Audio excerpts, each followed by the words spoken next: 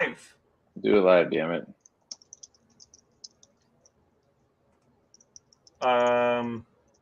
IB here. Wow, anything. My computer's going to shit right now. You sound good though. Well, there's at least one shining light from this. There you go. Yeah, you look good now, Daddy-o. I'm opening up the file that has the notes on it. We have 3 viewers already. Oh, right on. Things. Hell yeah. Hold on, waiting for that file to open, then we can rock and roll, as the kids say. Okay. Hi. Kids don't say that. Old people say that. Kids say rock and roll. No, they don't. Not even at all. What kids? 40-year-old kids like you. Every kid. Yeah.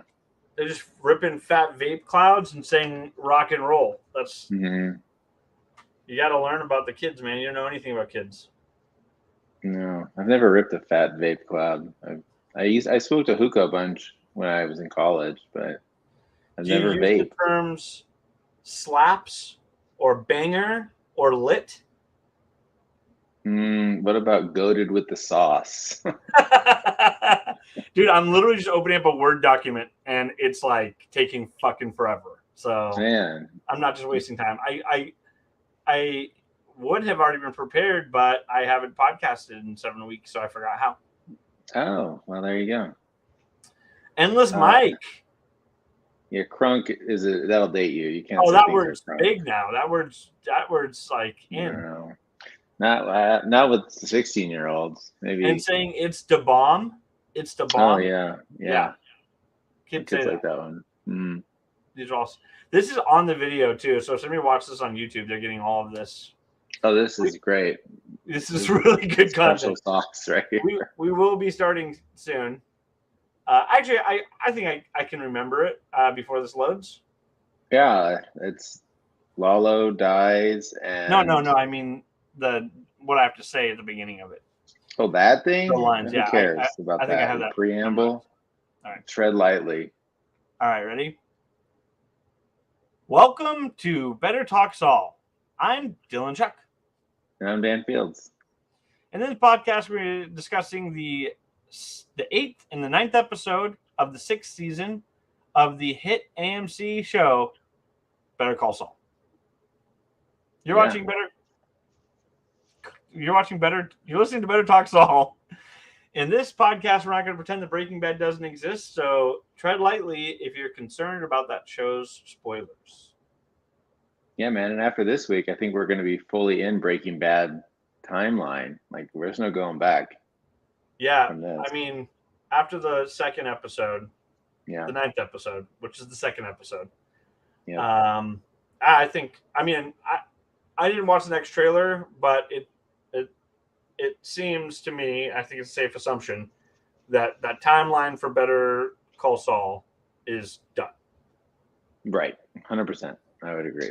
And we said our goodbyes to a bunch of characters like Gus and Mike. I think they're done from the show. Hector. I think so. Don Eladio. Everybody, because they're dead now. If you're concerned about show spoilers, tread lightly. Yeah, especially with Gus. I think that scene for him, it would be odd to bring him back after that emotional restaurant scene. And same with Mike. Sexual tension. Oh, yeah. I was rock hard during that. That's not what I meant, but that's fine. Oh, okay. So I guess, we can get right into it, but sorry about missing last week. It was 100% my fault. Yeah, of course it was. I was on vacation and so was Karen. I thought you were going to get Peter Gould on here or something. I was going to get Peter Gould on there. Fun story. We got an email from the publicist of the guy who plays Victor. Oh, really? Asking if we want to have him on, and I didn't respond because I don't like interviewing people. I fucking hate it.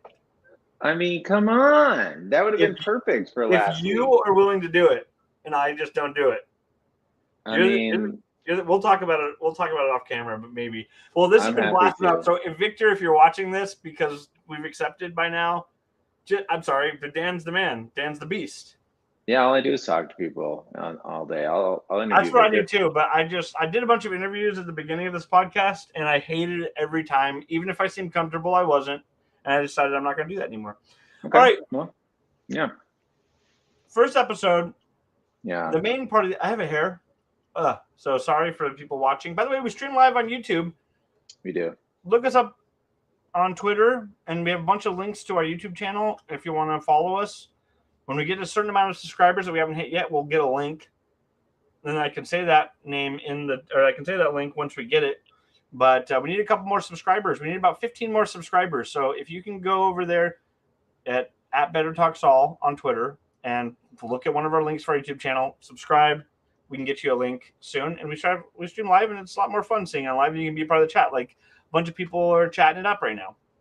Yeah, they are. This is the last episode written by Gordon Smith, friend of the show, Gordon Smith, who was on a pod or interview that I loved doing in the first season. But he's actually a really good guy, young guy, very smart guy. I mean, his episodes that he writes are always the best ones.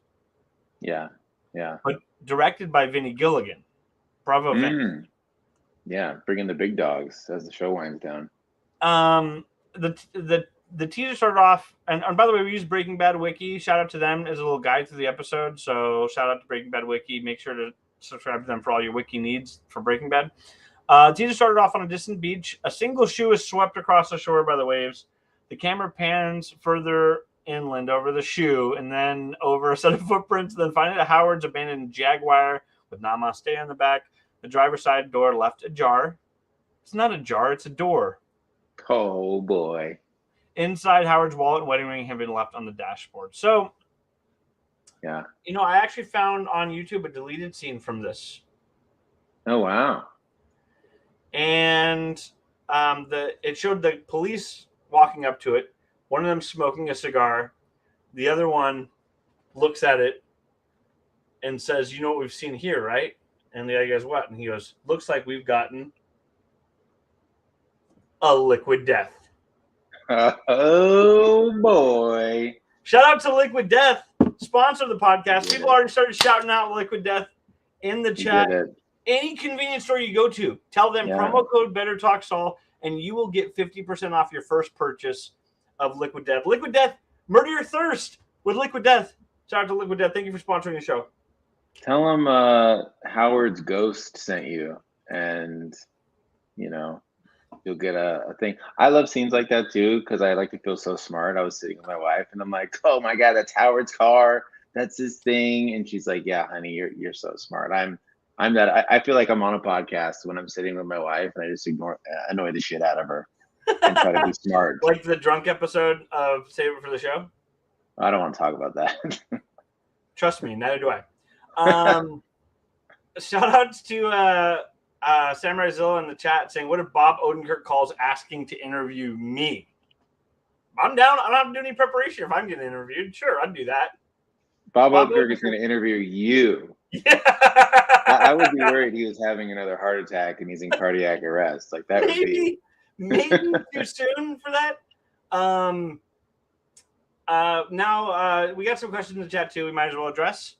My question are from also Samurai Zilla. My question: would Gus and Mike be cool with Kim just quitting and leaving? Mike said, "Act normal. Her quitting and leaving town must seem sus."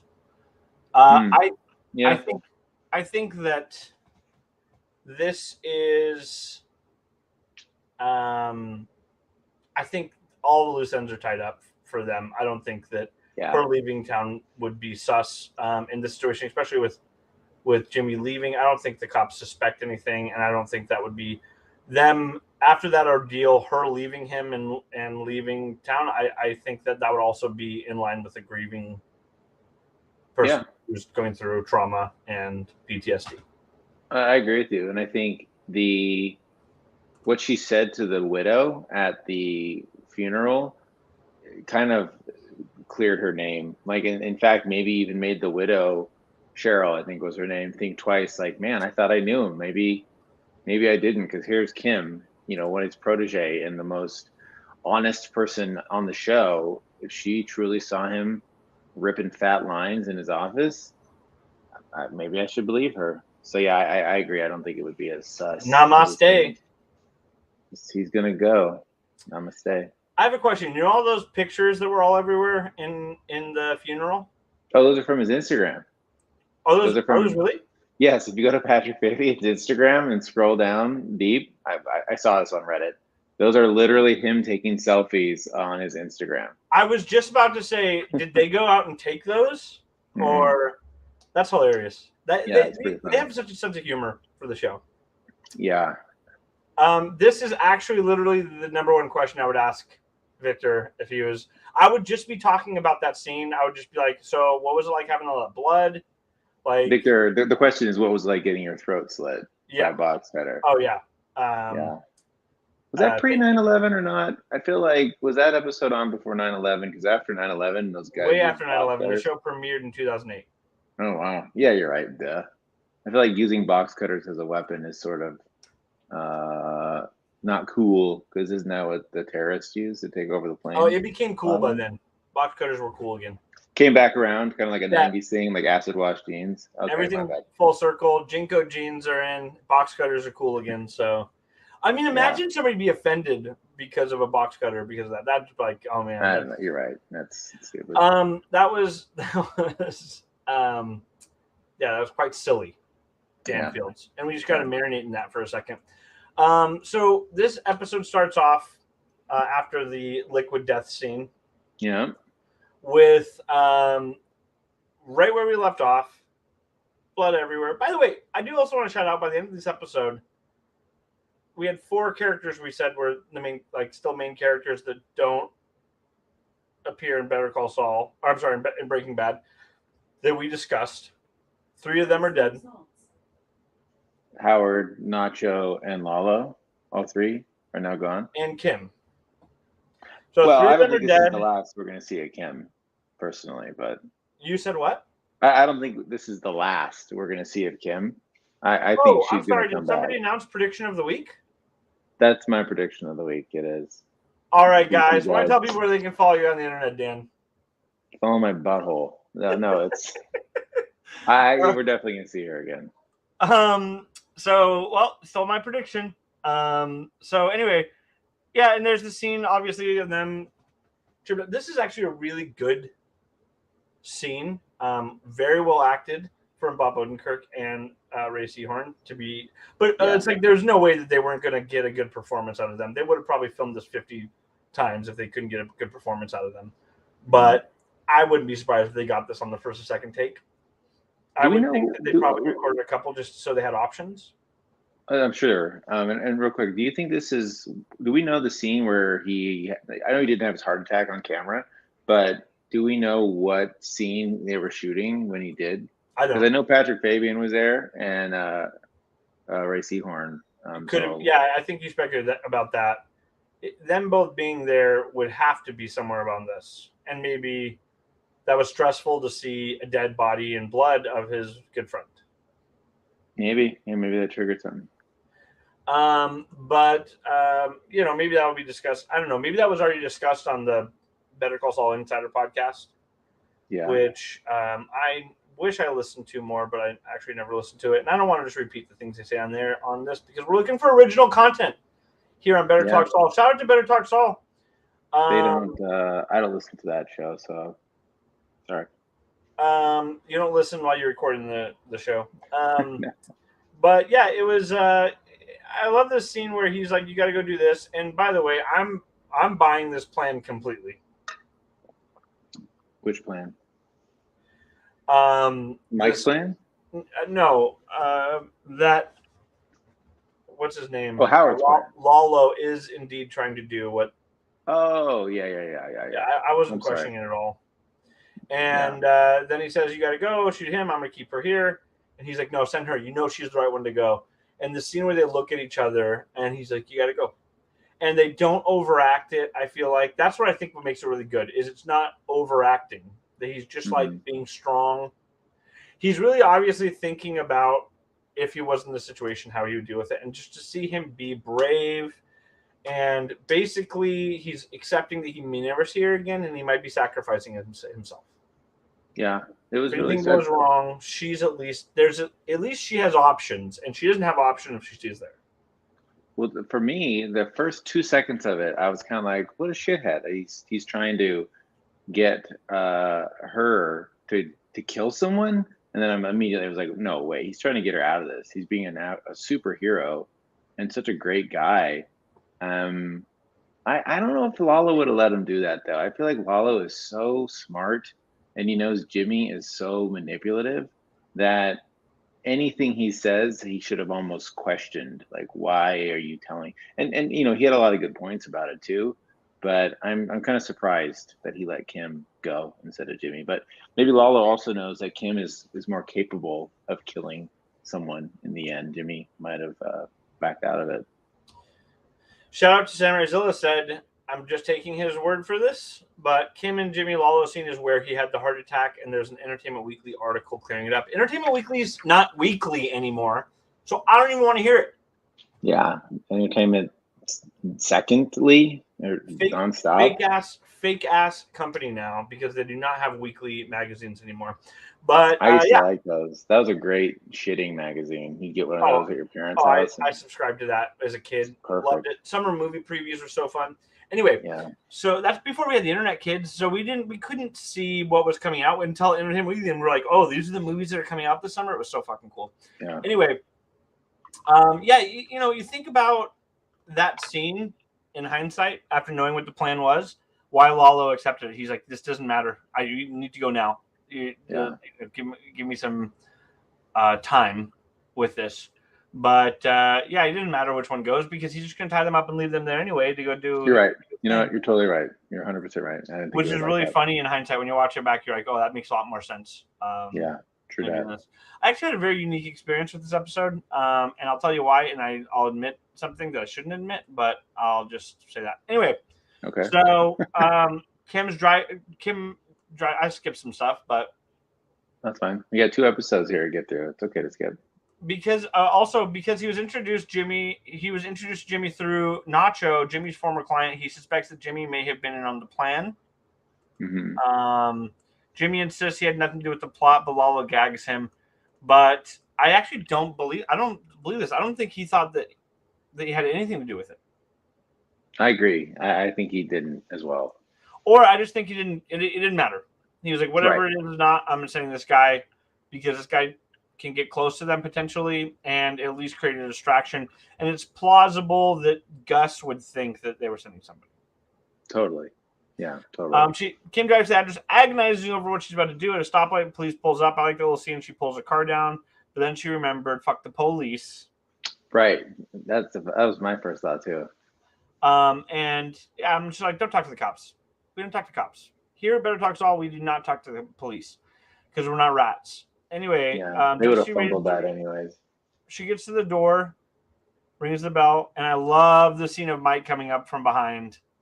It's done so cool, and he does the really competency porn thing from grabs the gun first, just like on a gun range. Like, you ever seen footage of somebody stopping somebody at a gun range? Did the exact same thing that does. I remember seeing this video of a guy like at a gun range, and then he's taking a picture and he puts the gun to his friend's head. The guy at the range immediately comes and takes it away, and it just reminded me of that. I'm sure that's a viral video. So anyway, and what does he say? He's like, "What are you doing?" Like, he's mad. He's annoyed. Like, because he knows it's Kim. Why are you here? It must be bizarro world for him to see. I thought you were asking about the video. I was like, I'm surprised you want to keep talking about this, Dan. I don't. The second you're starting to describe the video, my I hope this is a short story. I can see it in your eyes. I can see it in your eyes. I can see your leg shaking, being like, please do not tell a story that takes a long time. Gus watches through the surveillance monitors at the Ryman residence. I guess that's okay. The Ryman Reason residence. Huh? Okay. Yeah. I guess that's the residence across the street. And Mike is shocked to learn that Lalo is at her apartment, is taking Jimmy hostage in order to do, setting an order for Tyrus to get there immediately. He takes the underground passage to the Ryman residence, tell Gus to stay there, and then enlists 2 other men to come with him. Meanwhile, Lalo, hiding in Jimmy's rented Ford Taurus, watches Tyrus and his contingent leave the laundry.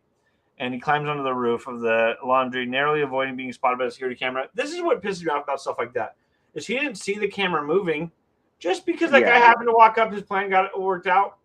I hate that shit. I know. That was from this show a little bit. You expect this show to be a little cleaner on some of that stuff. And that was a little circumstantial. Yeah. I wish it showed the camera moving. It would have been cliche as fuck, but it would have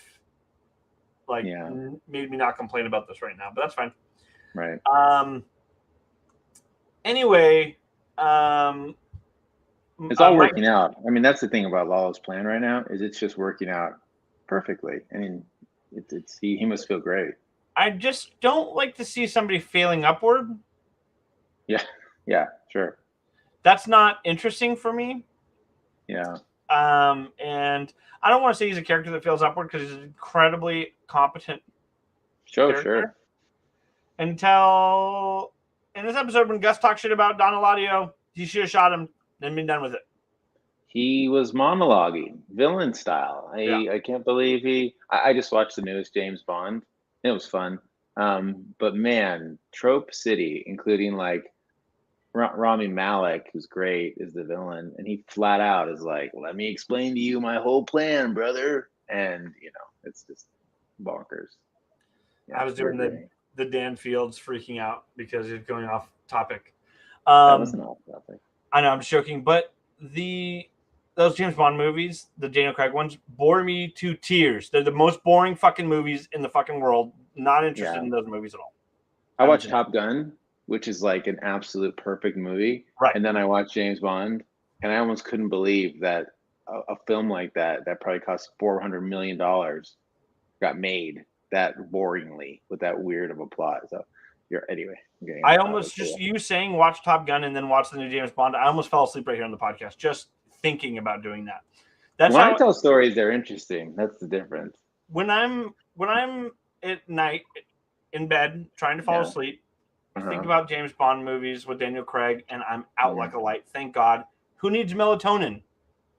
Knives Out was good. This podcast is brought to you by melatonin. So anyway, Gus is in the super meth lab. Yeah. During this, Gus is accompanied by several bodyguards, enters the laundry. He sees the broken ventilation fan, but reacts too late before Lalo appears and guns his men down. And you're just like, he got you. God damn it. And well, this whole scene, though, was a little, like you said, like Gus is like a cat, and he can see the fan. He knows everything that's happening. And then Lalo does that thing in the movies where he's just like, headshot, headshot, headshot, like a Walking Dead style, which is just like a marksmanship on an absolute Olympic level. But it's like, who cares? Cool. We got our thing now. We got our bad guy, two bad guys, essentially, which is such a unique thing that this show does, is they're both bad. And to see them go at it is cool. Yeah. At no point during these scenes with Gus am I sitting there thinking, oh, Gus is a bad guy. Remember how much he's a bad guy? It just makes me think about Breaking Bad and how much work he got to finally get revenge on the Salamancas and Don Eladio, and then just be asked out by Walter White. Walt. And again, this does give Breaking Bad a new light, because if you're just looking at the story all the way up to that point, it's like Walter White is Negan. He's the new big bad that comes into the show in the later seasons when Breaking Bad starts. Yeah, it makes Walt seem like such a piece of shit too. The way he killed Mike, like Walt has less and less redeemable qualities of him. I'm going to do a rewatch of Breaking Bad, and I'm looking forward to it with these sort of like Better Call Saul eyes. They said from the beginning this was going to make you look at Breaking Bad differently. 100% the Jesse and Mike dynamic is enriched by the show. Oh, yeah. Showing the Nacho scene, obviously it's jumping ahead, but that scene with Nacho's dad and him, you really get it, he's able to have a do-over with Jesse, and he does, and he succeeds. Yeah. Sacrifices himself in it, but he succeeds, and it actually makes that story more beautiful. Because I remember it was really hard for me to swallow with Breaking Bad. Like, they're just messing with Walt, right? Trying to drive them apart. They don't actually respect Jesse, right? But Mike actually did. Yeah. And Sam Rizella said Jesse is Nacho the sequel. Totally is. Nacho 2.0, as the kids say. So then he's in sort of the camcorder trying to get this evidence, and he falls victim to his own hubris. Sure does. And the whole time we're thinking about that gun that was buried because they made such a big thing of that. And Gus addresses Eladio, angrily denounces the cartel, vowing to kill off the Salamanca family before Hector dies. And then he disconnects a power cable and plunges into darkness, retrieving that gun, and just starts firing. Yeah, great scene though. Like the way it was shot and the shooting, and yeah, it was. I still kind of knowing that he was probably going to kill Lalo. It was very intense. Very intense. So let me tell you what happened to me. I'll tell you about what I was saying. It was a main viewing experience. Okay. Shouldn't admit this, but I was hungry, pressed for time, and I was cooking food while watching this. So after he shot into the darkness, Lalo got hit, and it shows him dying quietly. Well, I happened to turn away for those 6 seconds, 7 seconds. Did not see Lalo bleeding out and dying and smiling. Okay. So for me, watching the rest of the episode, I thought Lalo got away with that camcorder. Oh my God, that's funny. So I thought, oh, this is a whole new issue. Right. That's a huge issue. He has film of that, so they have to catch Lalo now. That's where the plot's going to go on the show. Oh wow. And then while watching it, in that final scene, when they uncover, and I think they're uncovering Hamlin's body, they uncover Joe Lalo's body, and I was like, what a good reveal. They made us think he got away the whole time. Wow. But he had been dead that whole time. Honestly, it's the only time I'll say missing something actually was a huge surprise at the end of the episode.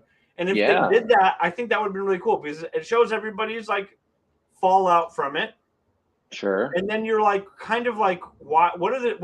the plan? What are they going to do about this? And then at the end of the episode, it's a reveal that Lalo actually was killed when he was spraying bullets. I thought it was Lalo's he dipped out, started shooting at me. He disappeared. He was like, it's not worth fighting for him. Why have a 50% chance of surviving a gunfight when I have everything I need? He's dead right now with his camera. I've got enough. I shouldn't do this on the camera.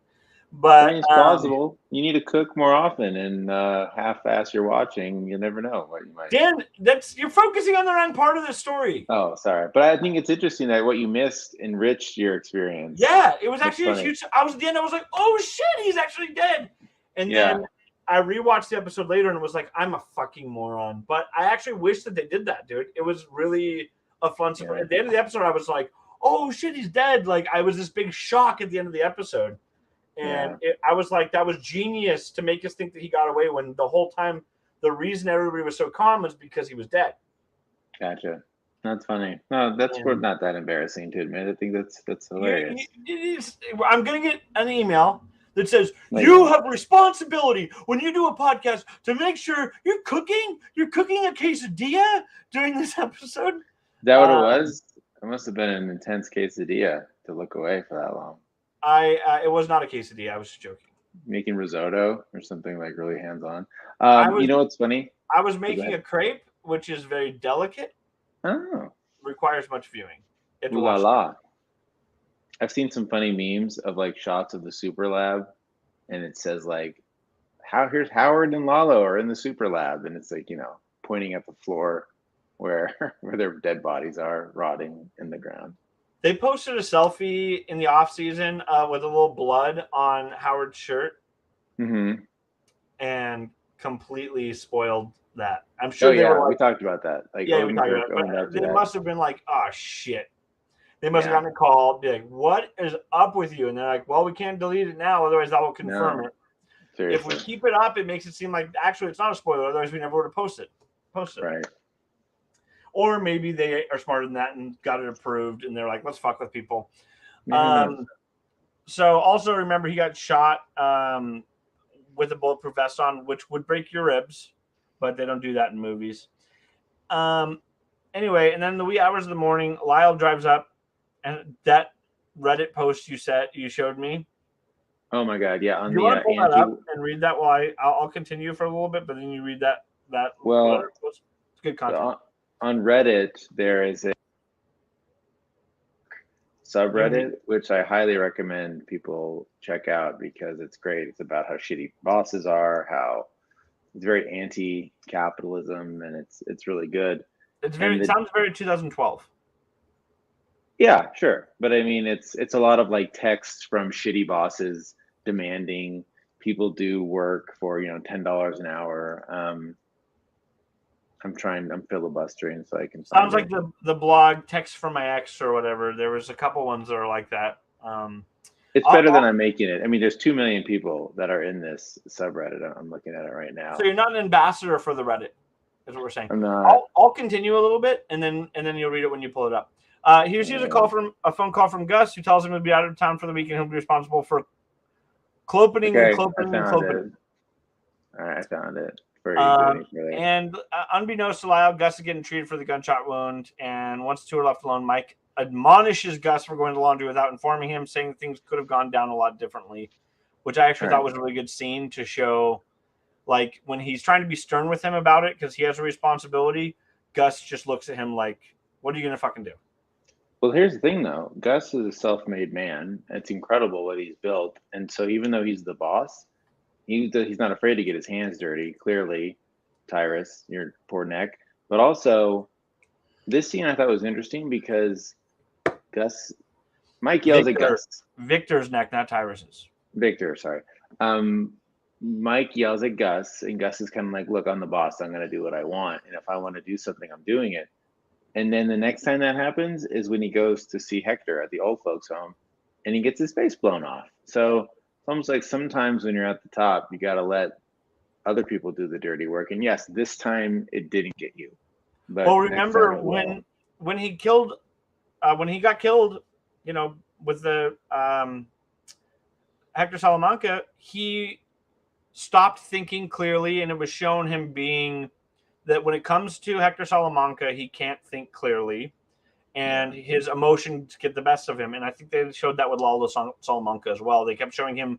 They spent way too much time showing him being nervous and dropping stuff and being, clumsy. Me's a little clumsy. Yeah. Is that Jar Jar Binks? That was? Yeah. I found... the cat's meow, Gato Negro. Shout out to Gato Negro. Gato Negro, yeah. I found this post on Reddit. I'll read it. So again, it was great because it just came out of nowhere. It's on the anti-work, and the title is, "My boss made me open and close the restaurant on short notice. Today I, a 23-year-old male, was going to work, somewhat content singing the corporate jingle when I get a call from my boss." This is actually kind of long. I'm gonna cut ahead. He wants me to not only open tomorrow but close for about 2 days to a week because of his own problems. This notice was given to me just the night before. In the past, my boss has made me clean the fryer vigorously, and even when it was spotless and shiny, he would make me redo it until late night. I told him I would open, and he said something along the lines of how I am acceptable and that I would be compensated. Should I quit my job and move away from the Pollos industry? And it's hilarious too, like all the comments are playing into it too. Yeah, but I'm sure just the top comments are in on the joke. But I would love to see all the ones that don't watch the show. Oh, they did. Yeah, I scrolled down quite a bit, and you start to get people like, "This is unacceptable. He sounds like a terrible boss. That's illegal. He sounds like he should get his face blown off." Ding, ding, ding. No pun intended.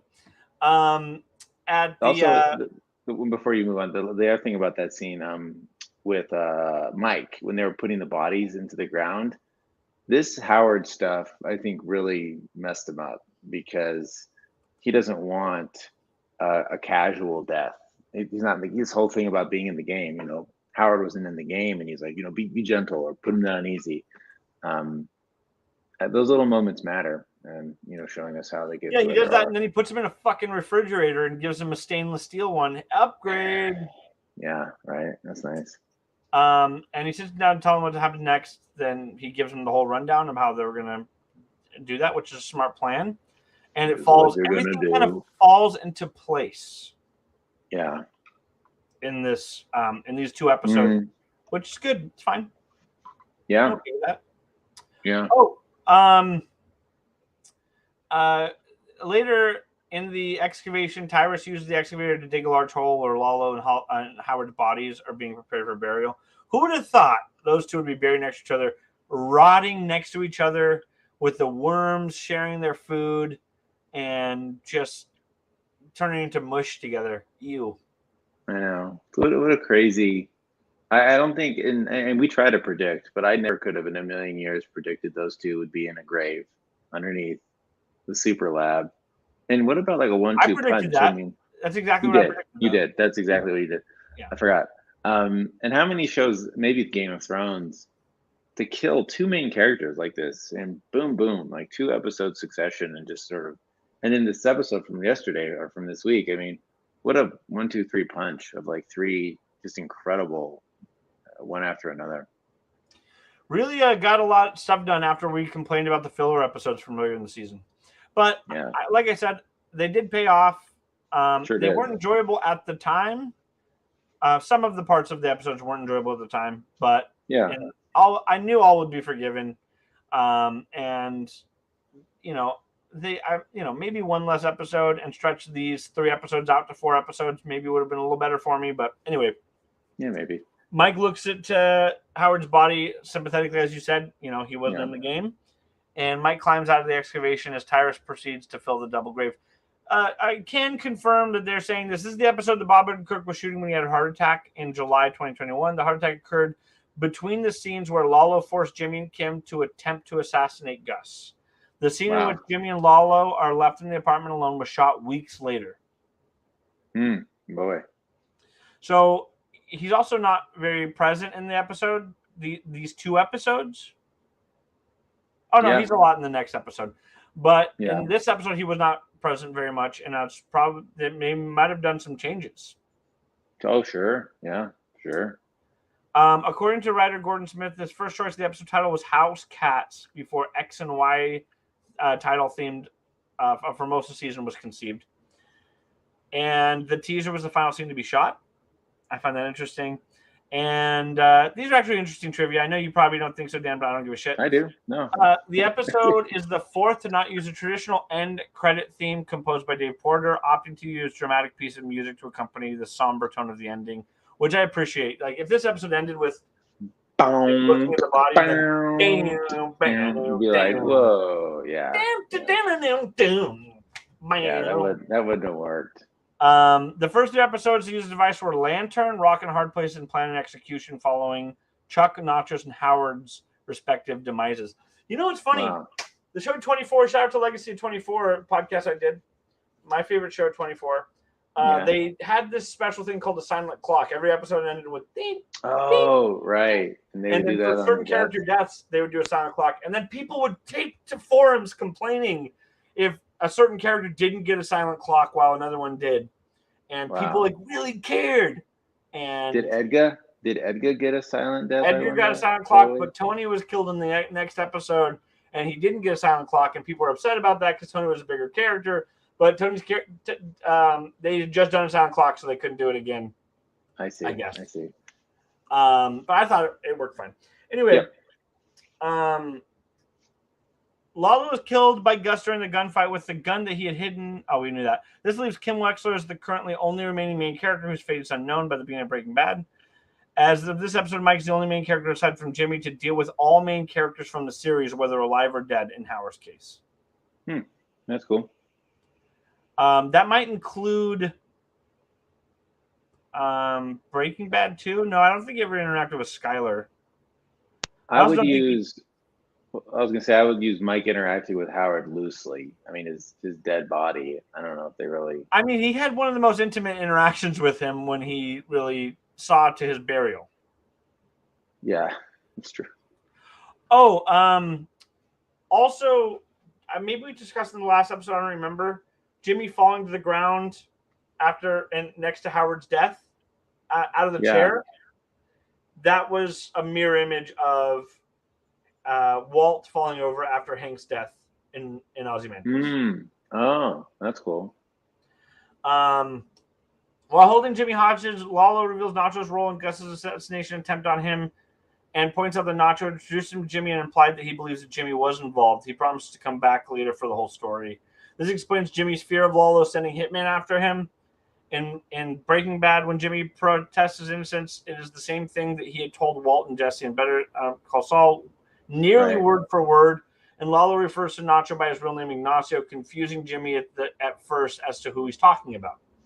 Right. Yeah.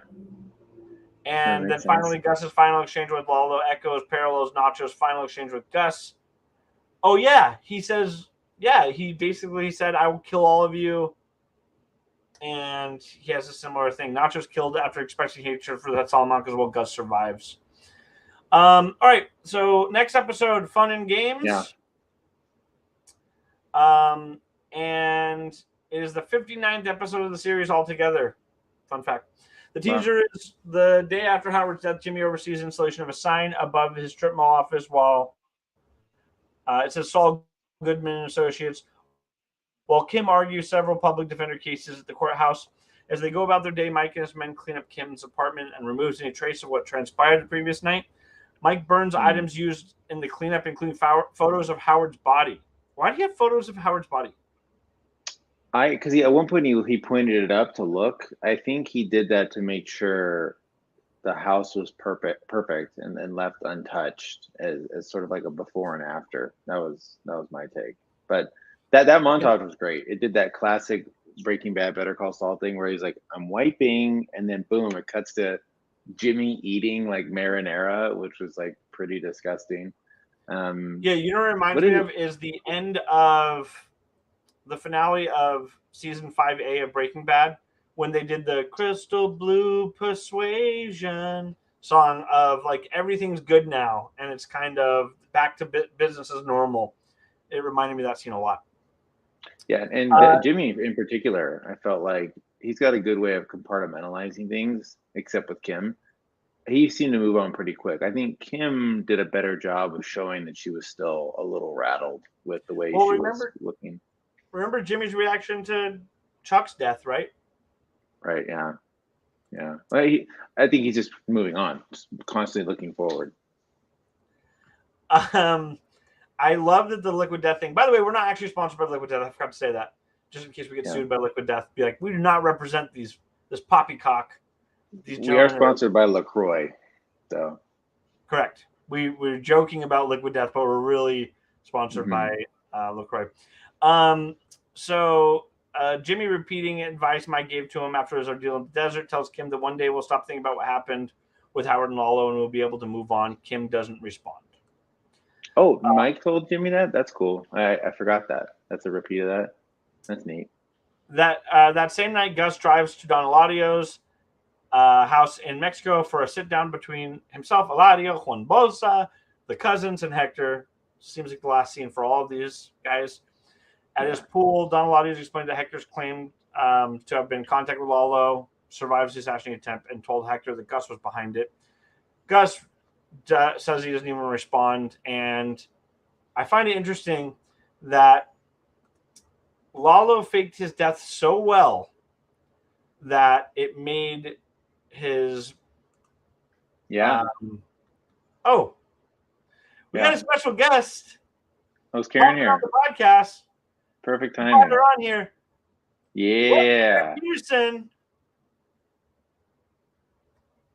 Karen, you're coming in hot. Unmute. Can't unmute your guest because they chose to mute themselves. Oops, sorry about that. I did. I made a choice, and I regret it. Welcome, Peterson. Hey guys. It's perfect time. We had just pivoted over to this week's episode 9. I actually was watching you guys talk about it, so. Oh yeah. Yeah. How long were you there for? Oh, I don't know, like 5 minutes. You were there for 5 minutes? Something like that. I don't know. Hey guys. Are excited. People are all excited about this in the chat. Aw, thanks. So what I was saying was, Lalo did such a good job of faking his own death. He made Hector look like a crazy person. Yeah, I read on so Reddit incredible. That you know how he said he tapped out the entire message. That would have taken like an hour and a half for him to be like A, ding ding B, and it so if he truly did, I thought he was just binging in protest. No. At one point he said these are his actual words, where we dinged out every single letter of this letter that I'm about to read you. It would have taken an hour and a half of the twins sitting there patiently with him as he dinged out every single letter. That's crazy. Yeah, I mean, especially when they did that it. makes sense, but yeah. That's They did crazy. it really smart with that chart where is it in this row and then on this column. That makes it much quicker. Yeah. But yeah, like think how long it took Stephen Hawking to write A Brief History of Time. Like, must have been. I don't know. That was before he had the eye technology. So that was anyway. Enough about Stephen Hawking. But on the subject of Hector, though, I mean that really shows a lot about how passionate he is about this and how important it is that how frustrating that is for him that he can't just say it, but he's going to take that amount of time and have the wherewithal to be able to communicate that message, and then to do all that and then just be dismissed as being out of his mind. Like, just that was such an incredible scene. What I love is that Hector isn't second guessing this at all. He talked to Lalo. Like, he's 100% sure that what he's saying is true, and nobody will believe him. I mean, imagine if the cousins had just talked to Lalo also. Right. Yeah. Too bad they didn't. But yeah. And then Don Eladio, how he like made fun of him and of his injury and his dinging. I mean, there's part of me that almost thinks maybe if Don Eladio even thinks there could be some truth to it, it's not worth it because Gus is such a good earner. And I think that's a really good point. Part of the crew. Yeah. A rare good point from Dan Fields. Thank you. Well, and I think the other thing that's really interesting about all this and the way that this season has been done and the brilliance of the writing is like even characters that you hate. I mean, Hector's a bad dude and you kind of feel sorry for him in that moment. Just like there are moments throughout this season where I felt really bad for Gus, and Gus is a terrible person. Yeah, but yet it's so well written that you have those moments of sympathy for them. You forget the totality of their actions sometimes. Yeah. And I appreciate that. And then I also liked that little remember who's boss and Gus being like, motherfucker, you're gonna eat some Zephyr Añejo. I probably messed that up a little bit. Or drink some and then die. But also that little scene, not subtle, but still really good to show him looking in the pool where his friend had been killed. I do love that they're never confirming this, but just strongly implied, and it just speaks to the language of cinema, is it just shows longing stares and glances to portray that he loved the person. And his entire life has been a quest for success and power, but it's also kind of been eaten alive by his resentments and his need for revenge. Like in that conversation with Nacho's father at the end, it could really speak to it can really speak to Gus's story as well. If he did not seek revenge for Hector Salamanca or to torture him or make him suffer, he never would have been killed. Right. Tread lightly if you haven't seen Breaking Bad, because I think they kind of. I know it doesn't matter if Gus is gay or not. I think we all can assume that he is, but he's so isolated and lonely. I mean, that scene in the restaurant was as much of a death scene for him as nearly Lalo, where he's done, and we know he dies, and we'll never see him again in this show. I don't think. And so subtle, like you said, Dylan, just the looks and the glances, and he's so happy when he's talking to that guy about that. I know we'll get to that scene, but man, yeah. Well, we might as well just say goodbye to Gus and talk about that scene right now. Like I said, sexual tension in that scene for sure, but it's like Gus almost toys with the idea. I really love also the implication of him saying he bought the bottle, excited to tell him he got the bottle. And then that the guy responds, I would love to hear about that. It's this line that is not spoken of, well, let's have it together.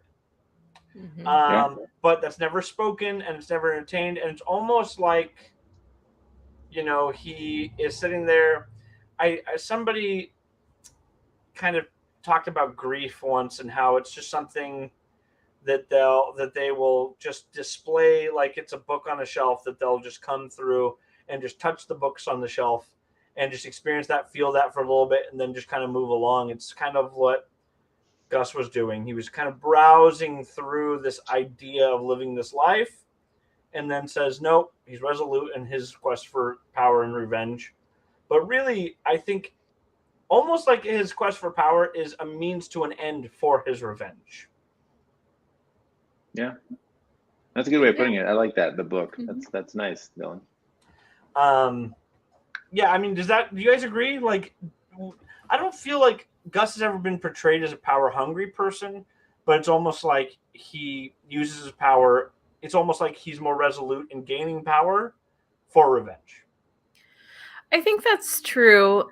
Definitely. The other thing about Gus, I think he just has this vision in his mind of what power is, and he's not going to deviate from whatever it's going to take to get that. Even when he really wants to and he has an opportunity to do something that's really just for himself, he's not going to take that detour. Yeah. Like Endless Mike said in the chat, those were emotions we've never seen from him before. Sure, we've never seen him like, he appeared to be like almost an asexual character by the time Breaking Bad was around, or like it was like he had his soulmate and lost them, and then his goals changed in a really sick and sadistic way. He kind of snapped. That whole scene though, starting with him at his house, like opening his curtains, Lalo's dead. I just got the Eladio off my back. And you kind of said it earlier, Karen, like these are bad people, but you start to feel like, okay, cool, man. Look at you, Gus. Like you deserve to take a breath of fresh air. And he's at the bar and he knows the bartender his name. And I mean, he's drinking a glass of wine and then just that look on his face where he just like a switch flips and he realizes he can't have this life. It's not for him. I think the big overarching themes of Breaking Bad and Better Call Saul are this point that every one of us constantly has. Very few people, I'm going to change that. Very few people are all bad. And nobody is all good. We have these times where we have to make choices, and those choices are going to dictate, what's going to come next for us or what our eventual path is. But we all have these opportunities to choose something good. And over again, all of these characters constantly choose something that's going to make them a little bit worse, or a lot worse in some cases, depending on what the choice is. But I think, to me, when I look at the totality of both shows, that's really what we see are all these times where they could have changed their mind. They could have gone a different path and they chose not to. They break bad over and over and over again. Exactly. Now, also in this scene, I think, and I'm willing to hear the disagreement because I'm not going to die on this hill, but I think that perhaps the show would have been better if this is where that mid-season finale had cut off, and we got the final 4 episodes after this. Maybe not, because I do love where we did leave off, but perhaps not just there's another timeline where that happened, and maybe that's a different viewing experience. Because here's the thing, in that scene where he's relaxed and having some wine, we completely forget 7 weeks ago where he was drinking and he broke his glass and he had to put that in the trash because he was so unnerving. So this is kind of a bookend to that scene where he was super nervous and kind of tripping out about Lalo, and now he's at peace. Because I think that was kind of lost in that scene, and that was almost like kind of a showing of his commitment to his friend, perhaps, or his commitment to his revenge or his quest for power, and that shows that he doesn't have time for anything else, even if he's playing with the idea, toying with the idea a little bit.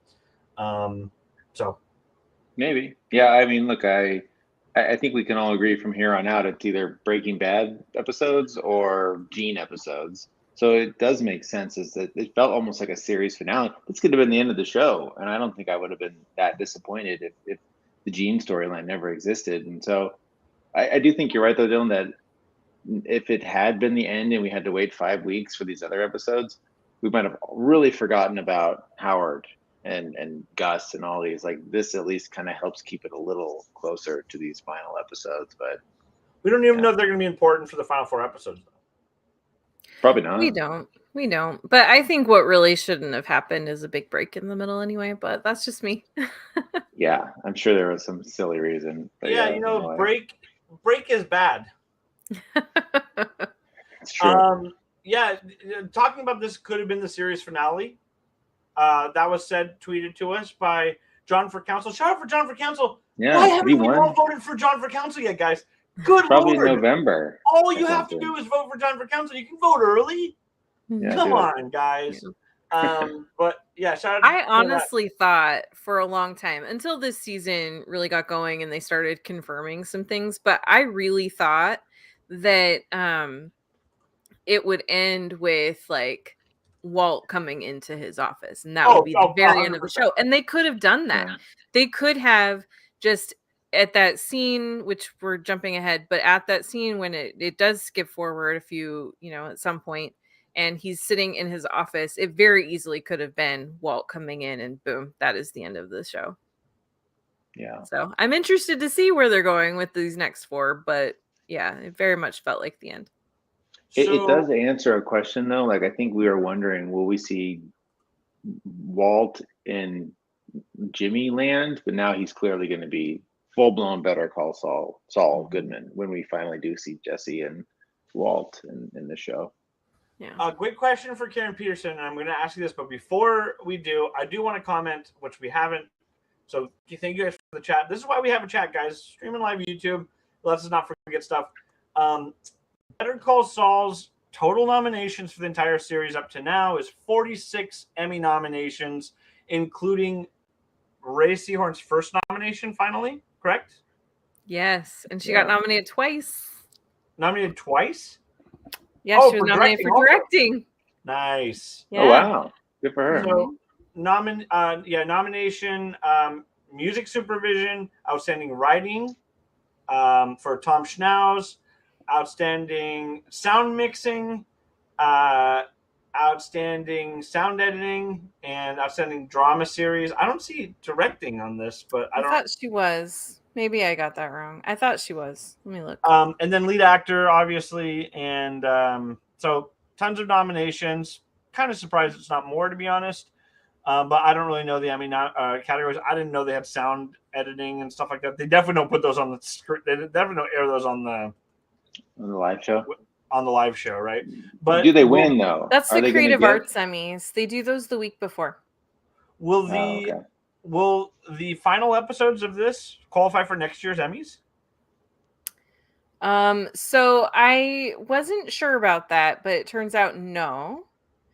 The way that the Emmy rules work is if you have a season that goes across the eligibility period, which in this case it's June 1st through May 31st, then anything, it's something to do with the number of episodes that air before and after that date.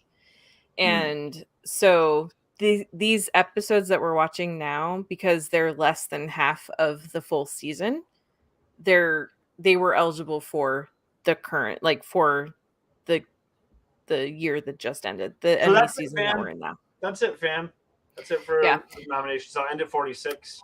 Yeah. And I clarified, Ray Seahorn is double nominated this year, but it was not for directing. She was also nominated for Outstanding Actress in a Short Form Comedy or Drama Series for her role as Chris Latimer in Cooper's Bar. So the interesting thing about these nominations too is I could give half or quarter of a fuck about the Emmys at all in any way, shape, or form. The voting is just bonkers because it's a popularity contest. Nobody that's voting has seen everything that they're voting on for sure. Not a single fucking person. There's no way. That's how every awards show works. But okay. Yeah, but Oscars, at least they can have seen. Like they could at least you could assume it's that much easier to watch. It's much easier to watch 50 movies than 50 TV shows. That's for sure. Yeah.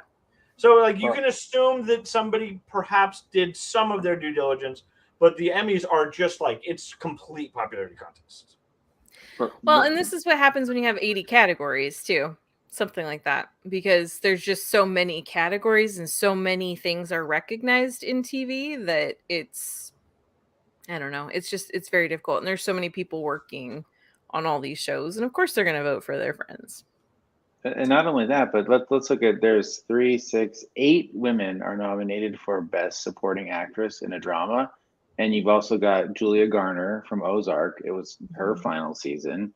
The gal from Squid Game, Patricia Arquette, who was great in Severance. I mean, she conceivably deserves a win for that too. So competition is stiff. So do they give Ray the nominee because this is it for her? But like I said, Julia Garner, kind of it for her too. She kind of deserves it. Who knows? They should have given it. They should have given it to Jonathan Banks in the first season for Better Call Saul if they gave a half a shit about what they're doing. But they give it to Tyrion for like for a not that great, or Peter Dinklage for a not that great season of. I'll just like I'm not one to hold a grudge, but I'll hold a grudge not forever. Quite a crazy thing that Sam Radzilla just said. We're going to kick him out of the chat because he said that he thinks the Emmys get better than the Oscars, honestly. So he is removed and blocked, and I am reporting him. I honestly do think that I think that there is a lot more spreading the wealth with the Emmys than there are with the Oscars because you have so many. Like I said, there are so many categories and they recognize so many different types of things. But I think that the Emmys don't get it all right either, obviously. And I personally would be fascinated if they just had a best television series category and didn't do the drama versus comedy. Could you imagine seeing like Better Call Saul and Succession and like, Severance, Modern Family up against like Barry and Ted Lasso, and it would just be amazing. I think that would be such a fun thing to see. It's possible because Barry also teeters on like drama, and so does Ted Lasso. Oh my god! Right? Especially this season of Barry. 100%, yeah. I didn't laugh once. But like in the '90s, those were completely separated. They weren't even close. So right. Stranger Things is nominated for Best Drama. Like that's hardly a drama, I would say. I don't know what I would call it, but would you call it a musical comedy? It's just a TV show. Like Karen said, I think that this was designed for TV in the 70s, 80s, 90s, and it's time to do away with that. But less people would win, less places could market it. Well, and I think that there is talk in the TV Academy about changing it so that the categories have more to do with the length of the show than whether it's. That would probably make things easier. Yeah. All right. Okay. Well, I know we want to move on, but also, why is Squid Game still in this? I feel like that show's 2 years old. Why is that still getting nominated? No, it's like 6 months old. Not, though. It came out. Yeah, it came out last fall. Jeez Louise, what is time? I know. Exactly. Couldn't even had a baby by now if it got pregnant when it first came out. Fair enough. An analogy that left Dan speechless. Act 3. Upon arriving home, Mike retrieves a lockbox from a hidden compartment and puts his revolver and ammunition and Manuel Vargas' fake ID card inside. He tries to watch baseball on television, but becomes restless because he's watching baseball and it's fucking boring. Shut up. Mike then drives to Manuel's upholstery shop and summons him. He informs Manuel that Nacho's dead and his death was quick and painless and he had a good heart. And he has a good conversation until he says that they will meet justice soon. I think the conversation obviously could not be filled in this podcast, but the conversation between justice and revenge is an incredibly interesting philosophical debate. And I think they touched on it in a really interesting way. One of my favorite movies is the movie Heat. And I remember one time, minor spoilers for the movie Heat. No, big spoilers for the movie Heat. Cover your ears if you haven't seen it. Skip ahead 1 minute. Sorry, Dan. I'll be quick. That's okay. No, I've never seen it either, but that's okay. There's a scene where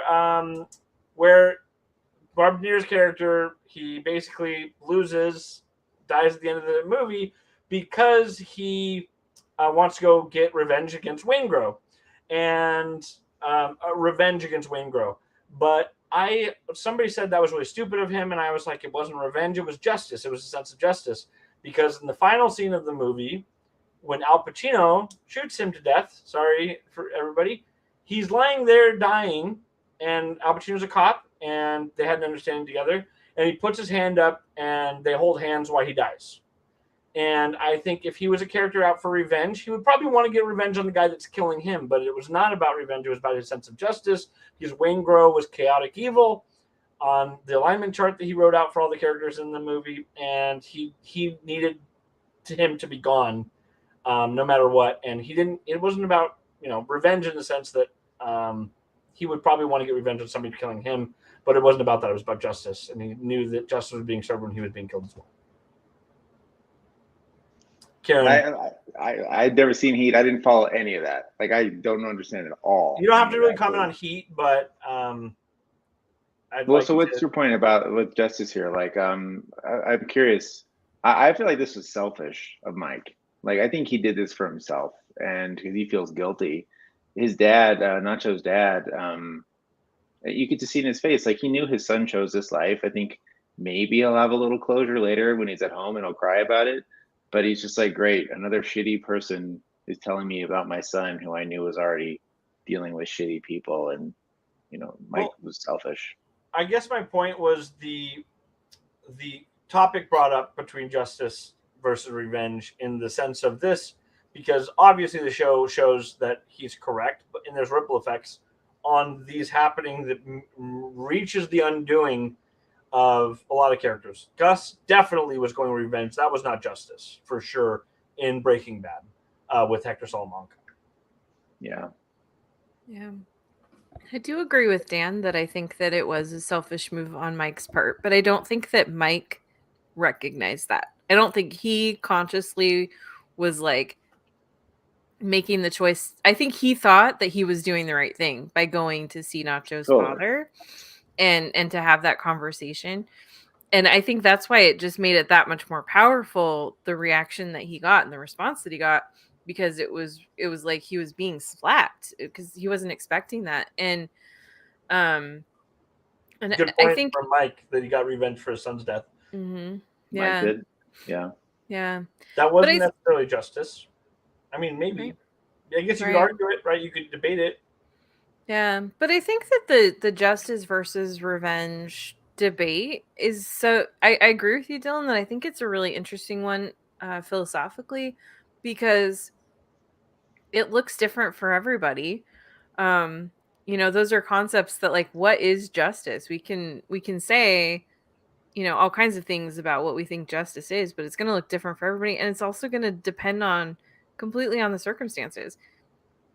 Nacho's dad might see justice being one thing in Nacho's case, but if it was like his wife or something, he might see it totally differently, just depending on the circumstances surrounding it. So it's like, it's one of those things where it's like, I don't know how to answer that.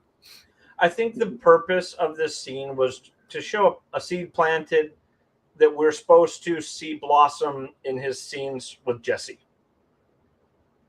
So I think that this is kind of the beginning of a ripple effect that happens from him.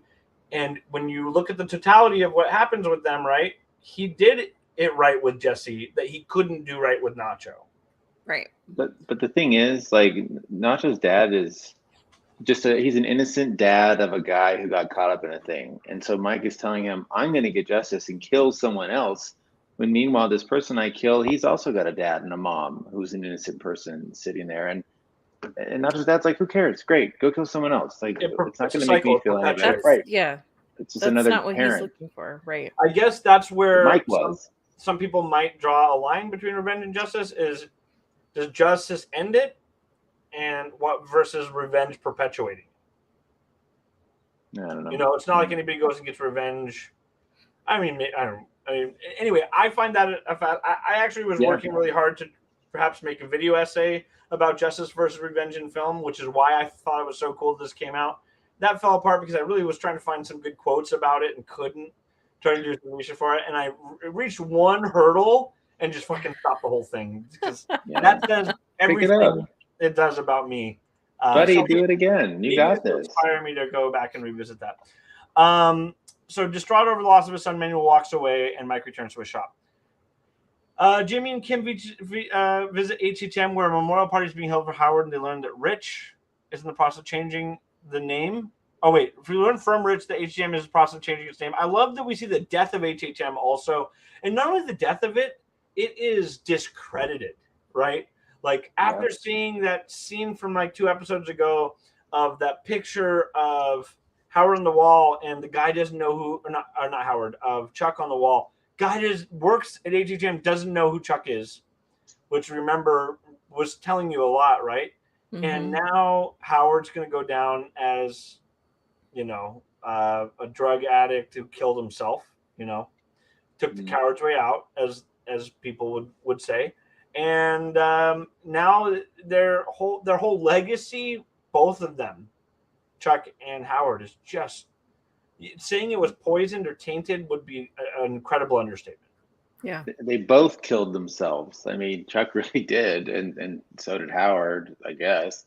But yeah, imagine you worked there. You're like, geez, the other founder was a Looney Tune who thought electricity was bad, and then the other guy, it's tragic. And now they're going to be gone, and in 5 years from now, or even as soon as Jimmy's law firm, HHM doesn't exist anymore. I was 100% expecting a scene from Ernesto. Yeah, maybe even at that party, it would have been a nice throwback to have Ernesto in there. Yeah. Him singing "Total Eclipse of the Heart." This is not appropriate here. It's not the time and place. That's what what's his name could have said to him, Ed Begley Jr. But the thing is, though, too, I think it's interesting because Chuck and Howard, both of their deaths were directly linked to Jimmy and Kim, especially to Jimmy. And it's interesting because it's like, I think that throughout this entire show, and I know I'm pretty sure I talked about this the last time we were all together, but it's like I've been always looking for the good in Jimmy because I know it's there. And I think this episode made it very clear that there's nothing there to redeem. Like, he's kind of lovable. He's this kind of, dorky guy, but he very clearly, and we see from this scene and what comes after, he's a sociopath. Like, he does not process normal human emotions. And I don't say that as like, I mean, there's a lot of people that are sociopaths that are totally normal human beings and function well in society, but shout out to Dan. But the way that he just is able to compartmentalize these really horrific things and just move on, I think that this is where it's like, okay, this entire show the point has been that Saul Goodman, aka Jimmy McGill, is really just not a good guy, and he never really was. As much as we wanted to hope that for him, as much as other people wanted to hope that for him, it just wasn't there. Well, also that it's more complicated than good guy, bad guy, right? Like, we see juxtaposed from the scene of the last episode of him willing to sacrifice himself for Kim, and him saying, you got to go, and doing that. And then the next scene, somebody's died, and he's willing to, to save his own skin, let that guy's wife suffer in thinking that incorrect things happen to him. So it's just like, things are more complicated than that. And that's what I actually love about this universe, is so many TV shows like, this is a bad guy, this is a good guy. And it's just like, it's so much more tapestry to it than that. Yeah. But that's why I think too, where what Kim does is so significant, where when they're, here at the memorial, and the widow, Howard's widow, is, like, this just isn't him. This isn't true. And Kim comes up with that whole fake story about seeing Howard. And I think it's interesting looking at her telling that story, because we can see it as the audience, because we know her, we know what really happened. But it's just that look on her face of like, this is what lengths I will go to. She does have the ability to see and have empathy for others. She's just able to put it aside to do what needs to be done in the moment. Jimmy's able to hear her tell that story, know it's complete bullshit, and just go, all right, well, hey, that worked. That got us out of it. And for Kim, that was the end. She was just like, this is not who I want to be. Well said. Yeah, totally. And then there's that scene at the very end where they talk about the parking garage. It's also kind of a mirror of this scene where they had cheated the Mesa Verde case. And after he talked about it or whatever, it turned her on, right? And that was happening later, or like earlier in this season, I think, where it turned her on when they did stuff like that. Mm-hmm. This scene, she gave him a kiss afterward, but it was not a sexual kiss. It was a somber kiss. It was almost like a kiss goodbye. Yeah. Yeah. And then later in the court hearing, the judge receives last-minute motion from Kim to withdraw from the case. Incredibly awkward scene. She withdrew for personal reasons. Oh, and I like the shout out to Paige. That Paige will be filling in for her. I like that we got a little reference to that too. And the judge asks why. She says that she has given notice to the state bar. She is no longer an attorney. So she wanted to do this to make it permanent. No discussion. It's over. You can't walk that back. Yeah. And then that night, Kim smokes on her patio when Jimmy arrives. Stunned at the news, she desperately tries to persuade. I like how he pulls in. He already heard from her. We didn't see the scene where I like that they spared us the scene where he first hears it and he's first dealing with it. He's probably known for 20 minutes, half hour, an hour, or something like that, and he's already played out the conversation in his head. And I found that more interesting than I think a lot of shows would have shown him really just reacting immediately to it. And he's already I assumed he heard from someone else. I assumed he didn't hear from her. Yeah, I assumed he heard it at the courthouse or something. Yeah. Because you can't just text her. There's no texting back then. There's texting. I guess you're right, but not like... Machete don't text, though. I don't feel like she would have texted that news to him. Right, yeah. Hey, I'm not a lawyer anymore. Beep, beep, beep, beep. Like, no. But yeah, I like how he had a plan for how he was going to talk her out of it. Did not anticipate walking into the bedroom and see her stuff packed up. But I like this idea that it was like the show was tinkering with this idea of he a bad influence on her.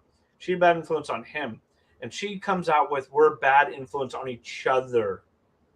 Like we are bad, not bad for each other, but we are like we build off of each other in the worst way. And they're a toxic combination, yeah. Yeah, it's like like that would, I think there's a chemistry analogy that Walter White gave about these two totally normal ingredients. When you put them together, it makes a bomb.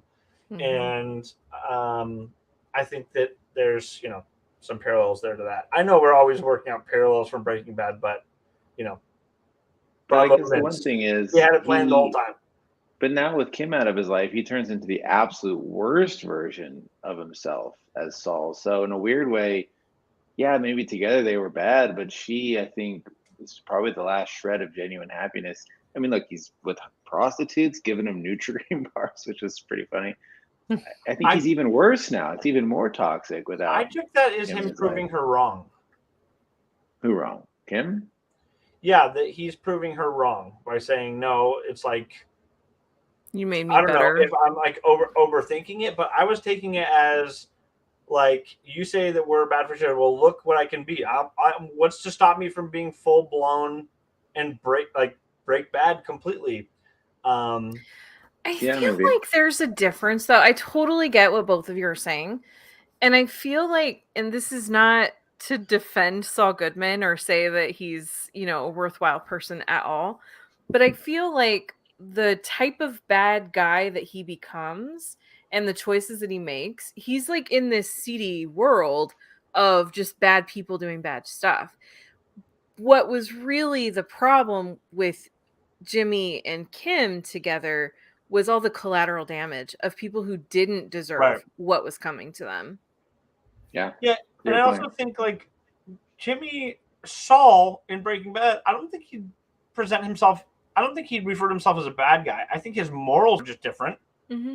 Like, I think that he's he was a con man. Right. Yeah. I think he's like, this is the law. Mm-hmm. And I'm using it to my advantage. And if I don't do it, somebody else will. So why wouldn't I do it? So I think that he looks at himself as he's like, I'm falling, like I'm within the scheme of the compass of the law. There's a word until he starts, money laundering and helping peddle meth and stuff. But I yeah, don't think that he doesn't look at that as necessarily immoral. It's like this is like it's just because a couple people say that that abstract money. This isn't breaking a moral ground for him, even if it's breaking the law. But in general, I just think he just has skewed sense of morality. Mm-hmm. And remember, and I think you're right, Karen. Like right now in the show, it's maybe prostitutes, it's public masturbation, it's some of these people he's just helping. But then I think it's the first thing he does with Walt. He puts an innocent man in prison, right? Who looks like Mike, maybe. I don't know. It just gets Walt, maybe, and it becomes his new Kim because they, like you said, the crimes are starting to have collateral damage. He's not just helping people get out of parking tickets. He's laundering money and, for the cartel. So, we'll see. We'll see. Anyway, so, and then, just that we can just see the packed bags or the unpacked bags. She wasn't done yet. But packing bags. Right. I like the, show, don't tell. And I think they did a good job with that. And he says, I love you, which just, I don't think we've heard him say that often. And her line was like, so what? Something like that. Yeah. Like that doesn't get us anywhere, right? Like, Kim, I didn't want that because I was having too much fun. Powerful line. Yeah. And this says, in the Breaking Bad wiki, Kim's final words to Jimmy, I don't want that because I was having too much fun, is reminiscent of Walter White's final exchange with Skylar White. I liked it. I was good at it. I was really alive. Yeah. Totally. That entire end of that conversation, the way that they move through the condo, the way that you see the suitcases, the way that the words that they choose to speak to each other, it's such an incredible, job of writing and so beautifully staged and then so perfectly delivered. Everything about that scene. And we all are here because we love the show, and it's been a fantastic show. But I feel like every element of what makes this show so good came together so perfectly in those final moments that it was heartbreaking, but it was also a little bit of like, okay, this is what we've been working toward. This is the moment that this entire series has been building for, and now we have arrived at it. And the execution of it was just perfect. And in that moment, I was just like, Ray Seahorn might have just won herself that Emmy. I don't know, maybe, but it was just incredible to watch that. You know how we've been kind of waiting for. This is the moment that he became Saul. Mm-hmm. Like just like, the way that Anakin is now Darth Vader, and it shows him doing that, and everybody's cheering. Yeah, he's Darth Vader now. I think that they did a good job with this moment where he became Saul. Didn't feel satisfying. Yeah. Isn't what we wanted. And I think that they did that on purpose, right? Yep. It's not like we were left with, yes, he's Saul.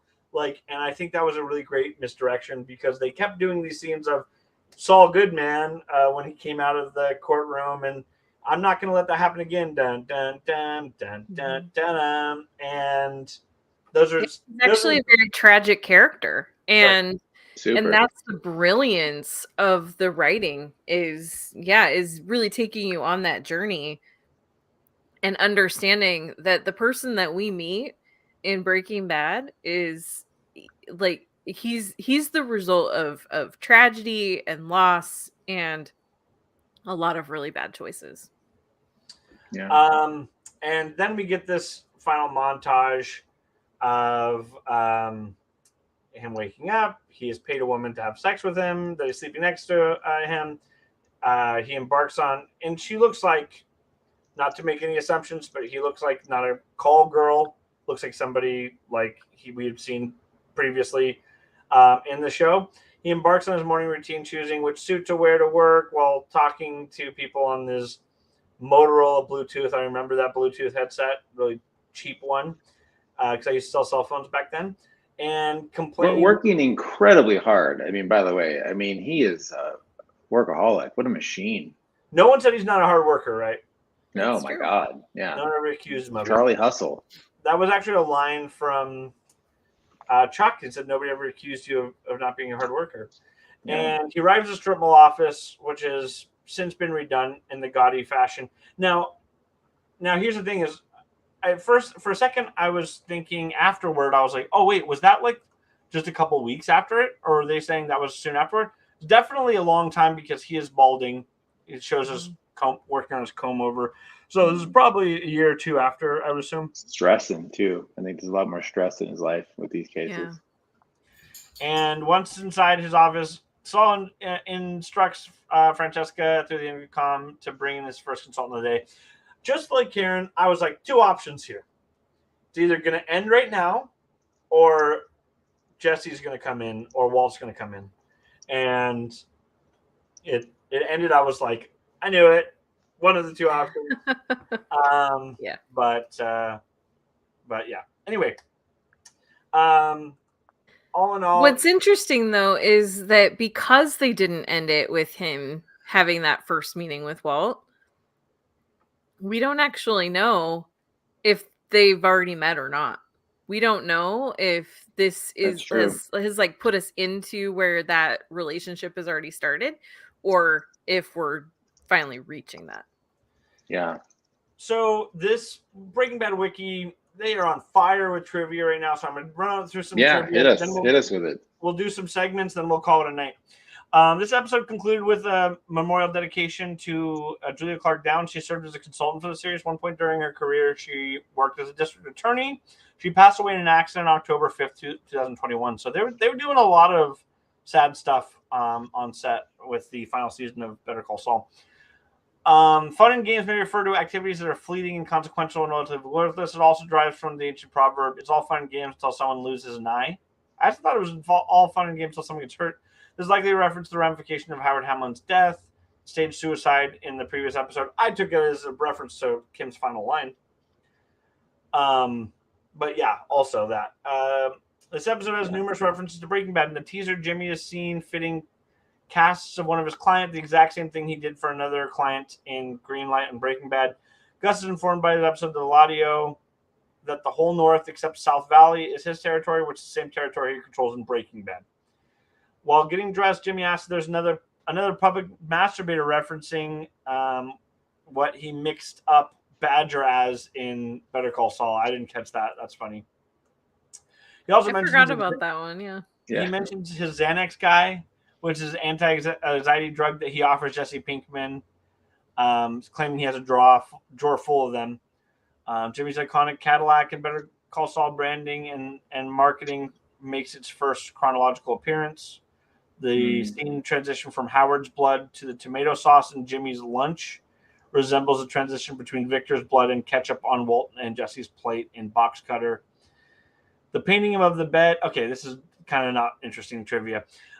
In the fast forward scene toward the end of the episode, Jimmy calls Francesca from his office and says, "Let justice be done through the heavens falls." This line was said by Chuck to Howard in chicanery, thinking he was about to help disbar his own brother.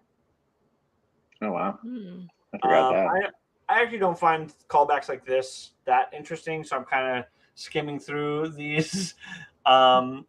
Just like the episode Plan and Execution, the original airing of this episode featured a black and white teaser after the credits. Oh, I didn't know that. I watched that. It was kind of weird.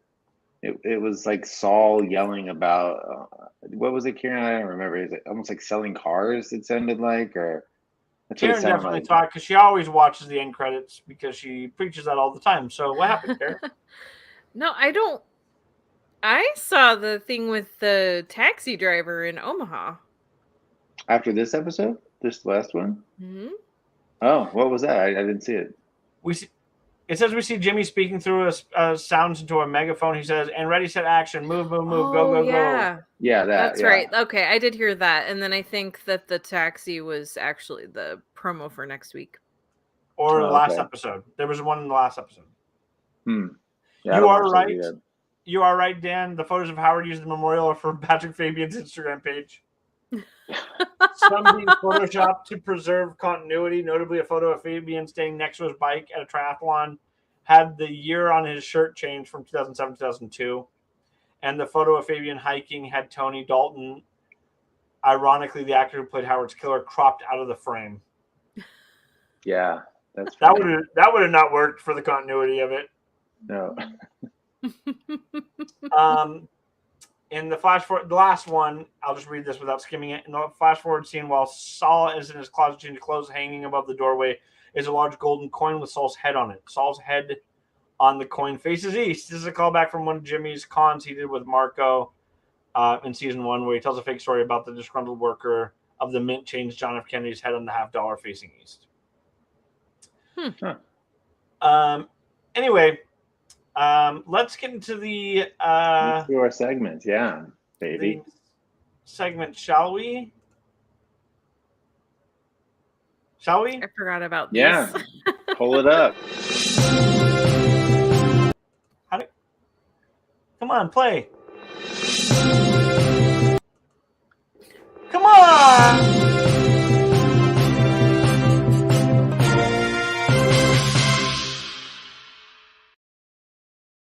So no one did their homework but me. For our segments, we go over our favorite parts of the episode. Let's get to the first one, which is the worst decision of the week. Ladies and gentlemen, the worst decision of the week. All right. Want me to go first? I'll go first on this. I will say it's a bad decision of Gus to not take up a little philandering, if that's a word, with a friend that he clearly enjoys the company of. We see him smiling, which we haven't seen much on the show in a while. So I don't think he was faking that for no reason. I think he would actually be doing it to the controversy, or I'm sorry, on the contrary. So I think that was the worst decision of the week. He should have gotten his. Dan Fields, what's your worst decision of the week? Mine was when, and you kind of alluded to this, Karen, when Kim talked to the widow, Cheryl was her name. That was, if she hadn't done that and sort of gone that far, I almost wonder if they would have broken up. If that would have truly been the end. I mean, maybe they would have done another con down the line, but I think almost in an out-of-body way, that was such an unbelievable lie and so despicable for her to do. That made her realize, I got to get out of this because look what it's making me do. So yeah, and it wasn't even just the story that she made up. It was that she went, Dylan, what are you doing? Yeah, it looks like Dylan on the video is vaping, but it looks like he's Howard. I don't care. Style. There's like 5 people watching, so I don't care. Oh, okay. Anyway, but it was not just that she made up this story about Howard snorting something in his office. It was that she went that extra step of, Cheryl, you were his wife. You would have known. And knowing perfectly well that Howard and Cheryl were having marital problems and that their marriage was falling apart. It was the fact that she just twisted that knife even a little bit further that was where it was just a step too far. And I think that's where Kim, like really started to realize I've gone way past where I should have. So yeah, those are both good. I'm going to go with Mike talking to Nacho's dad, just so that I don't say the same thing you guys did. That one's good, too. I thought you were going with Mike in the chat that said Lala let Gus talk. Lala let Gus talk. That's a pretty bad decision. And Kim not going to the cops. I don't know. That would have complicated things worse. I think that would have been a bad decision. Yeah. What the cops would have ruined all this. I also think the worst decision of the week also, it's a good shout out to that, is Dylan doing lines on YouTube. I think that was not a good decision. Yeah. that was the best line of the week. Oh, well played. All right, let's get to the next one, which is the best line of the week. It's line of the week.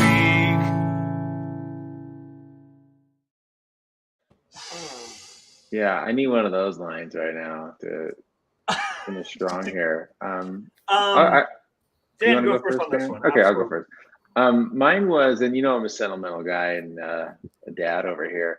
When the nachos I wish I could think of Nacho's dad's name, Mr. Varga. Manuel. Okay. With him and Mike, and he was like, "My boy is gone." It made me think of Mike when he was like, "I broke my boy." Like all this, those really hit me, and there's so many good lines, especially with Kim. I mean, my God! But that one, I pulled my phone out and wrote it down because it really, as a dad, and I just love that callback to Mike, with his own son dying, and I really enjoyed that one. There was just so many just fat lines, like just thick cut lines. Karen, go ahead. I mean, mine was basically Kim's entire final statement to Jimmy. Recite that it. whole conversation. I can't. Recite it. I don't have it memorized, but sorry. No, go ahead.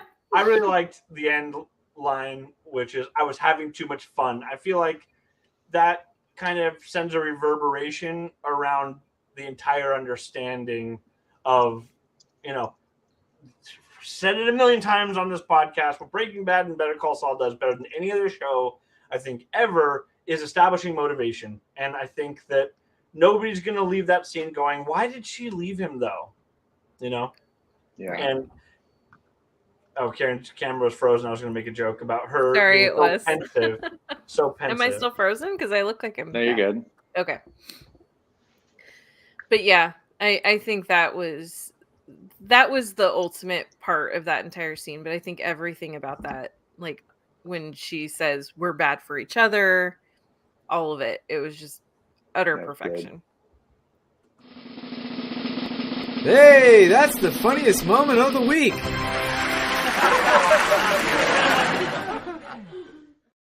The one thing that sucks about doing this live is it has this, like, before I used to slowly, like, the sound would slowly cut out when we start talking. I have to cut the sound before we can talk. I don't know why they do that, but anyway, that's some inside baseball. What is the funniest moment of the week other than me seemingly doing drugs on the podcast? It's got to be Saul with the Nutri-Grain bars. Yeah. That made me laugh too, especially because I feel like when Nutri-Grain bars came out, it was like, these are healthy. These are cool. Like, these are neat. And of course he would have like that on his desk. That part made me laugh for sure. What did I write down? I think there wasn't a lot. Nope. Yeah, that Saul montage just at the end is what I wrote down. And then in the beginning, there was maybe that other montage, some humor, but yeah, it wasn't a funny episode for sure. I do like Mike in the comments, what he said, which was a reference to last week's episode. That was a good one too. We didn't do a podcast last week, so no. The funniest moment is Mike said in the comments. The funniest moment is when they asked Kim who she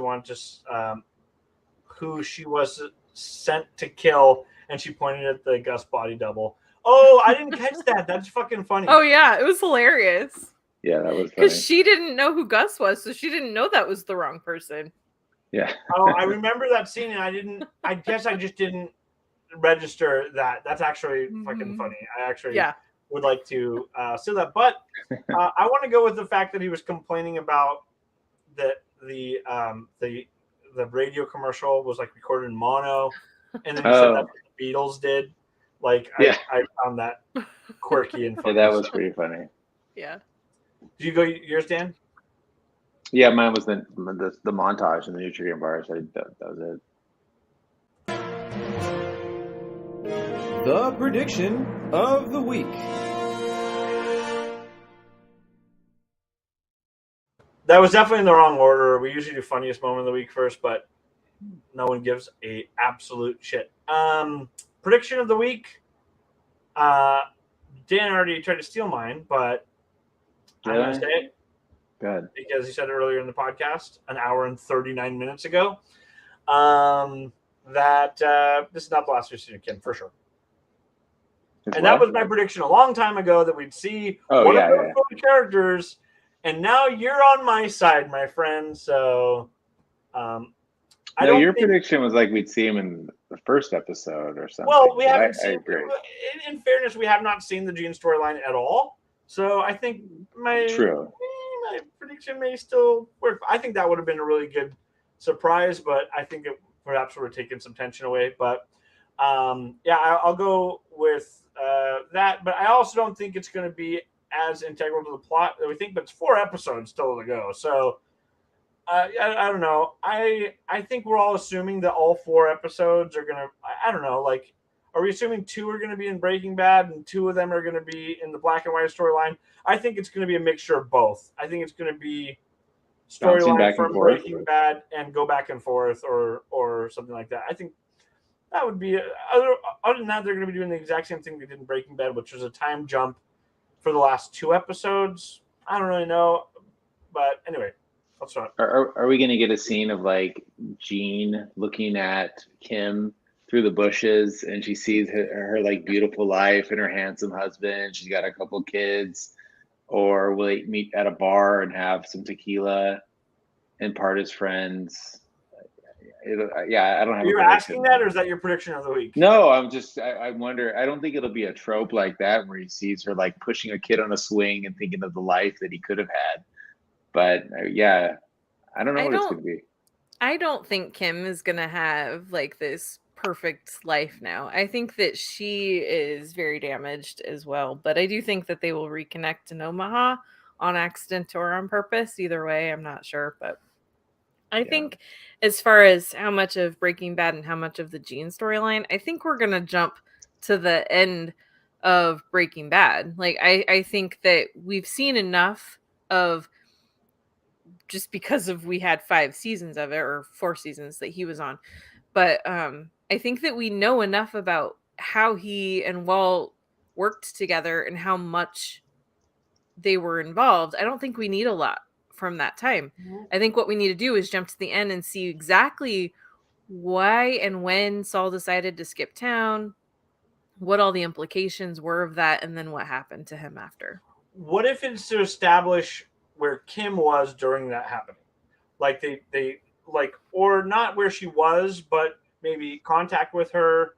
Perhaps they had stayed in contact this whole time. Not all the time, but touching base with each other from time to time. It would be pretty hard to believe that they never ever talked again until Jean, if it was a real story. But maybe, I don't know. I think Kim filed for divorce, skipped town, and that was it. I think for her, she was done. And she took off. I'm just saying it's possible, right? Maybe perhaps that would be a way to make some happening in Breaking Bad story happen, where, because you're right, we've seen all that. We don't need to see that, but Kim is still an integral part of the story. So I think maybe filling in the gaps of what was going on with Kim during that is a way to squeeze some interesting information out of the last 4 episodes. I think Kim is the reason that Jean went to Omaha, because she's from Nebraska. What's that? She's from Nebraska. Yeah.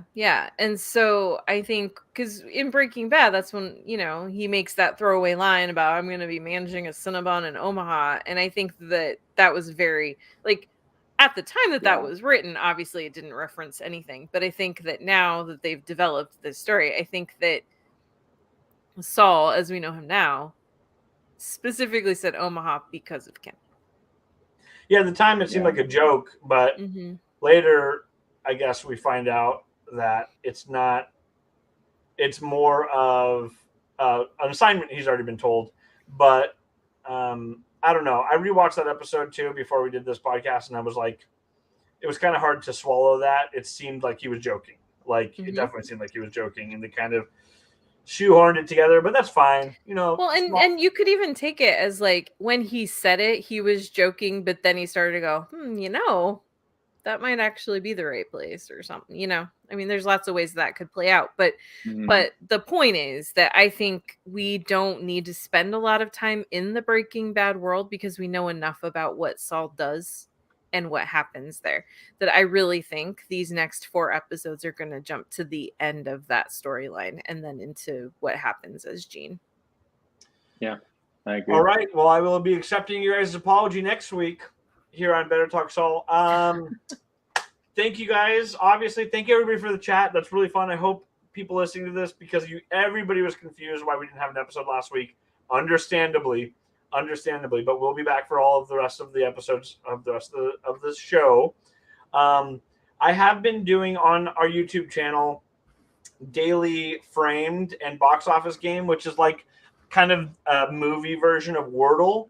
It's a daily puzzle, and I've been recording myself doing it and discussing it and then putting it on. Usually these are about 5 to 6 minutes long every day, but there's some other ones that I like, but I don't want to overload my daily video on there. So I'm going to do them monthly. I'm going to wait and let the whole month happen and do them monthly. Karen is going to join me for Act Turtle tomorrow, which is figuring out an actor. I don't know. We'll explain it tomorrow on that.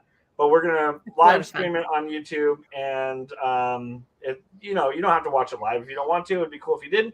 But we'll also, that will be available to watch later, too. It might be fun, and maybe it'll be something we do in the future. It's going to be fun to do that because it'll be better than what usually happens, where I watch your framed videos at home on YouTube yelling at you for not knowing it. How do you know? And I say that all the time. I'm like, you guys are probably freaking screaming at your screen right now. Yesterday, I was like, how have you not heard of snow dogs? But anyway, yeah, there's a lot of stuff. I'm putting some fun stuff on YouTube. I hadn't done a lot of YouTube before, so I'm kind of dabbling with it a little bit. It's kind of fun, it's different. You can experiment with the medium a little bit more. Dan, I have a question. At Dan the Beast. Let's wrap it up. I have to go. At Dan the Beast. Follow me on there. What's Dan's rap on TikTok? Wow, he is a very patient man. He hasn't been. I'm sorry. Anything. My wife has COVID. I have to. She's like texting me. I have to go. So Karen, I'm not trying to be rude. Dan, Karen, you can hop up and we'll spend the next 2 minutes. I love you guys. Love you guys. Thanks, See you next week, Dan. Bye. See you next week. Bye.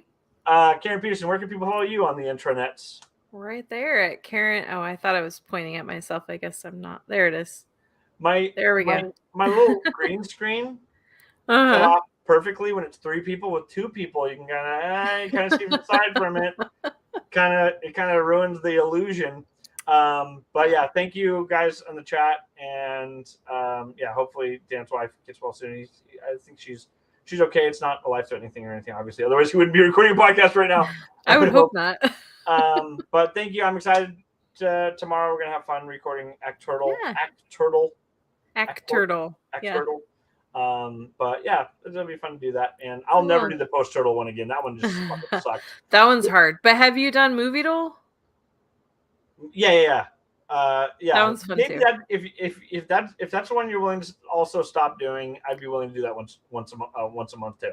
I don't know how well that'll come across on YouTube though, because it can get glitchy. Yeah, true. Yeah. Anyway, we'll see. Maybe we'll talk about it out there. Follow me at the Dylan Schuck. That's DYLANSCHUCK.